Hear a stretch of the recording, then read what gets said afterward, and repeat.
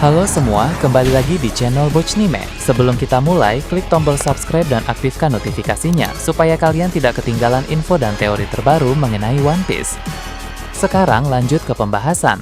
Kali ini Mimin Bochnime melanjutkan scene selanjutnya. Scene memperlihatkan kelanjutan pertempuran di Pulau Hachinosu, tepatnya di area pelabuhan, tempat di mana Garp dan Sengoku sedang bertarung melawan para aliansi dari Kurohige. Garp masih berduel 1 lawan 1 melawan Shiki karena pertarungan antara dua sosok legendaris seperti mereka memang tidak akan berakhir dengan mudah. Sementara itu, Sengoku telah mengalahkan para aliansi Kurohige lain yang berhadapan dengannya. Sebab secara kemampuan, para aliansi Kurohige yang lain itu memang tidak sekuat Shiki. Jadi kekuatan dari orang-orang itu pun bukan tandingan Sengoku, walaupun mereka ada banyak. Namun tidak semua aliansi Kurohige bertarung di pelabuhan itu. Ada pula yang pergi ke area-area lain di Pulau Hachinosu. Dengan begitu, Sengoku akan mulai bergerak untuk mengincar para aliansi Kurohige yang sedang berkeliaran di sana. Nah, kehadiran mereka membuat banyak pasukan Angkatan Laut biasa menjadi kerepotan, sehingga Sengoku tentu tidak bisa tinggal diam. Sengoku juga melihat bahwa dalam duel Garp melawan Shiki, Garp masih unggul, sehingga dia merasa tidak perlu ikut campur. Situasi kali ini berbeda dengan saat di mana Shiki menyerang Marineford dulu. Kala itu Sengoku harus ikut maju, bukan karena Garp tidak mampu, melainkan agar pertarungan berakhir dengan lebih cepat dan meminimalisir kehancuran di markas besar Angkatan Laut. Nah, sedangkan sekarang ini, tentu kehancuran seperti apapun yang akan terjadi dalam duel Garp melawan Shiki bukan masalah bagi Sengoku, sebab lokasi mereka bertarung adalah Pulau Hachinosu. Jadi Sengoku menyerahkan sepenuhnya Shiki kepada Garp saja, tidak peduli kehancurannya akan sebesar apa. Yang penting Garp bisa menang. Shiki yang sedang bertarung melawan Garp pun bisa melihat pergerakan dari Sengoku, sehingga dia bilang, rupanya rekan Garp itu sedang sangat sibuk. Garp lalu berkata, sebaiknya fokus saja pada musuh di hadapanmu, hai Shiki, saat ini. Kemudian, Garp mulai melancarkan teknik tinju yang sangat kuat disertai tekanan haki, membuat Shiki tertahan setiap langkah geraknya. Tepat sebelum mengenai Shiki, tanah di bawah tubuh Shiki berlubang dan terangkat ke sekitaran tinju Garp. Alhasil, Shiki mampu menahan serangan Garp dengan tumpuan tanah sehingga tidak terkena serangan secara langsung. Benar-benar gila Nakamama. Kemudian diperlihatkan juga Ban Beckman yang sedang bertarung melawan banyak anak buah Kurohige. Mereka mencoba mengepung dan menyerangnya dari berbagai arah, tapi semua itu percuma saja di hadapan sosok Ban Beckman. Ban Beckman terlalu kuat untuk para bawahan biasa seperti mereka. Jadi Ban Beckman tidak merasa kesulitan sama sekali. Tiba-tiba datang seorang karakter baru dari aliansi kuat Kurohige. Dia menyerang Ban Beckman dengan suatu teknik serangan kuat secara mendadak, tapi untungnya mampu dihindari tepat waktu oleh Ban Beckman. Aliansi Kurohige yang satu ini mengenal Ban Beckman secara pribadi karena dia juga berasal dari wilayah North Blue. Ia pun berkata, akhirnya ada kesempatan bagi mereka untuk bertarung. Dulu dia dan Ban Beckman sama-sama punya nama besar di wilayah North Blue sewaktu mereka masih sangat muda dan belum menjadi anggota bajak laut. Keduanya terkenal karena sering bertarung dan mengalahkan banyak orang di sana, tapi mereka berdua belum pernah berduel satu sama lain. Maka sang bajak laut itu pun merasa inilah momen yang tepat untuk membuktikan siapa yang lebih kuat antara dirinya dan Ban Beckman. Ban Beckman sebenarnya tidak terlalu peduli dengan persaingan konyol seperti itu. Tapi berhubung orang itu merupakan salah satu aliansi kuat Kurohige, maka dia akan meladeni tantangan dari orang itu sekaligus membereskan para aliansi kuat Kurohige yang berpotensi akan merepotkan nanti. Ban Beckman pun sempat tersenyum kecil lalu bilang dia akan mengakhiri pertarungan ini dengan sangat cepat. Jadi Ban Beckman sangat percaya diri bahwa kemampuan yang dia miliki berada jauh di atas aliansi Kurohige itu, sehingga dia merasa duel mereka tidak akan lama. Dulu dia dan Ban Beckman memang memiliki reputasi yang sama-sama hebat di wilayah North Blue. Namun yang setara itu hanya reputasinya saja. Kalau soal kekuatan, orang itu masih di bawah Ban Beckman. Bahkan menurut Ben Beckman sendiri, kekuatan orang itu juga masih berada di bawah level Kizaru dan Kuzan. Itulah mengapa Ben Beckman berkata bahwa dia bisa membereskan pertarungan ini dengan cepat.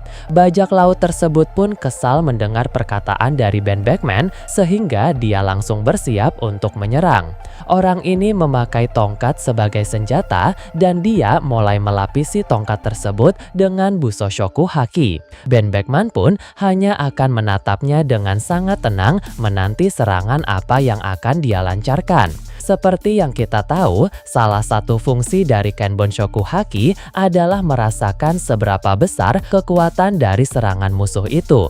Jadi, jika Ben Beckman terlihat sangat tenang seperti ini, itu artinya dia bisa merasakan dengan Kenbonshoku Hakinya bahwa serangan yang akan dilancarkan oleh orang itu bukanlah serangan yang berbahaya. Sementara itu di tempat lain di Pulau Hachinosu ada Hongo yang sedang bertarung melawan Esauk atau Seraphim Mihawk.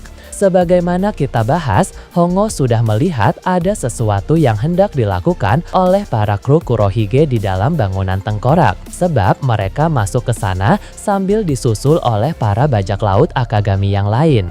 Dugaan itu memang benar karena Kurohige memiliki rencana rahasia yang harus dilakukan oleh krunya di dalam bangunan tengkorak itu.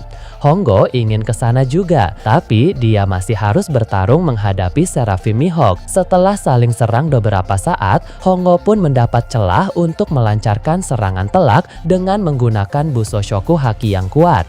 Serangan ini memang belum membuat Esau kalah, tapi setidaknya dia terlempar cukup jauh sehingga Hongo bisa pergi dari sana. Nah, Esauk yang terhempas pun menabrak salah satu bangunan di dekat Vice Admiral Momo Usagi dan Vice Admiral Tokikake yang sekarang sedang bertarung melawan Asar alias Seraphim Jinbe. Ulah Katarina Devon dalam menjelma menjadi Gorosei Saturn telah memberi Seraphim sebuah perintah, yaitu membuat mereka berada di pihak Kurohige. Jadi, baik itu kubu bajak laut Akagami maupun kubu angkatan laut sama-sama menjadi musuh dari para Seraphim itu. Ketika Momo Usagi dan Tokikake sedang melawan Seraphim Jinbe, Seraphim Mihawk yang muncul di dekat sana pun langsung ikut menyerang mereka berdua. Momo pun berkata, pasti sangat sulit untuk melawan dua Seraphim pada saat yang bersamaan.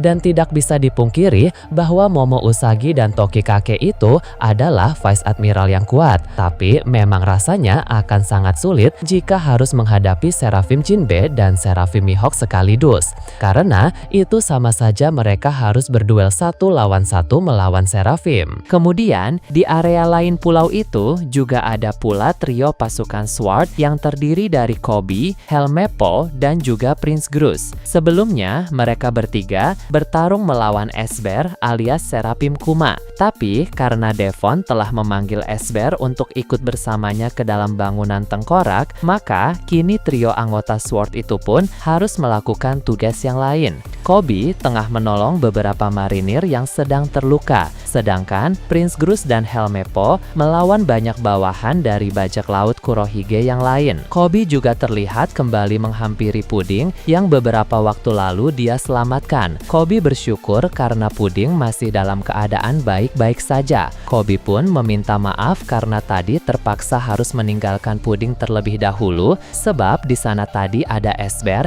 yang bisa sangat mengancam jika Puding juga ikut terlibat. Namun, berhubung sekarang Esber dibawa oleh Devon, maka keadaan di sana menjadi lebih aman. Kini, Koby pun akan membawa Puding lagi dan menyelamatkannya dari pertempuran yang berbahaya ini. Meski merasa gengsi, tapi Puding berterima kasih kepada Koby. Dia juga berkata, tak lama lagi kakaknya pasti akan datang ke pulau ini. Jadi, sebentar lagi Puding tidak akan merepotkan Koby lagi. Koby sempat bertanya, memang siapa kakak dari Puding? Puding menjawab, kakak yang dimaksud itu adalah Katakuri, beserta para anak-anak Big Mom yang lain. Koby pun terkejut karena dia baru tahu bahwa Puding ternyata adalah anak dari Yonko Big Mom. Koby juga ingat bahwa dulu orang bernama Katakuri yang disebutkan tadi pernah berduel dan dikalahkan oleh Luffy.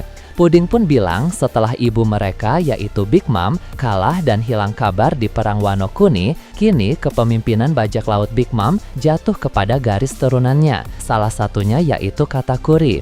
Jadi, terdapat change di mana Katakuri turun langsung ke Pulau Hachinosu. Namun, perlu diingat, tentu Katakuri akan membawa bantuan dari bajak laut Big Mom ya, karena melihat kerusuhan yang ada di Pulau Hachinosu, memungkinkan besar Katakuri mudah membebaskan Puding. Selain itu juga, karena Katakuri merupakan salah satu pengguna haki, sehingga tidak berdampak dari adu kekuatan haki antara Shanks dan Kurohige yang menggelegar di langit Hachinosu. Beralih ke tempat lain yang jauh dari sana, Wano Kuni juga disorot. Momonosuke telah menerima laporan melalui Denden Mushi dari Carrot bahwa Pulau Zou baru-baru ini diserang oleh pihak lain, tapi para Ming sudah berhasil memukul mundur para musuh itu. Sebagaimana kita bahas tidak lama ini, memang ada beberapa organisasi dunia bawah yang menyerang Zou untuk mencari Road Poneglyph, tapi mereka gagal karena Ming mampu bertarung dengan sangat baik. Dengan itu pun,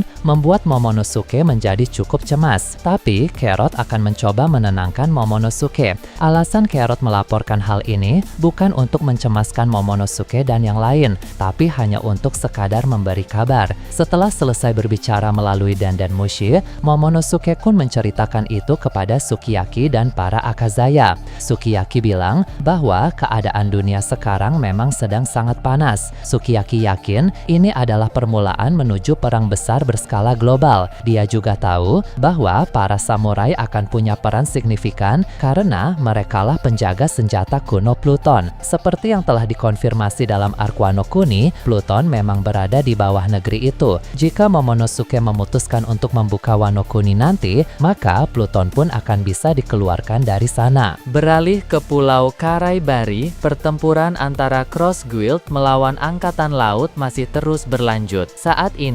Ryumapochi sedang dalam proses pemulihan dengan tumbuhan penyembuh dari kekuatan buah iblis Mori. Sementara itu, Vegitora yang belum lama ini tiba, tengah mengambil alih duel melawan Mihawk. Pertarungan mereka berjalan dengan sangat panas. Crocodile yang sedang bertarung melawan Seraphim versi dirinya sendiri, atau bisa disebut es Crocodile, berhasil melancarkan serangan kuat untuk menghempaskannya cukup jauh. Walau tentu, Seraphim itu masih belum kalah. Crocodile pun ingin mencari kesempatan untuk menyerang Ryogugyu yang sedang memulihkan diri. Tapi, beberapa Vice Admiral yang dibawa oleh Fujitora langsung menghalanginya. Sementara itu, tiba-tiba terjadi kehebohan besar di bagian pantai Pulau Karaidari.